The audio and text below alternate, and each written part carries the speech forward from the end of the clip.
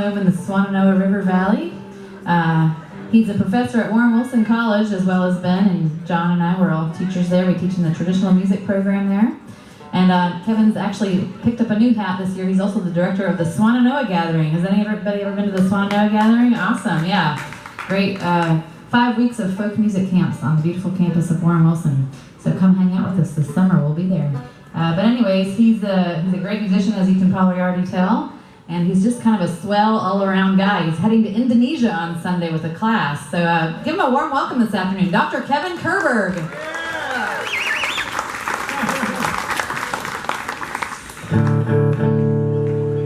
All right, this is a fun old-timey number my grandpa wrote. It's called Buckle Up the Backstrap. 1, 2, 1.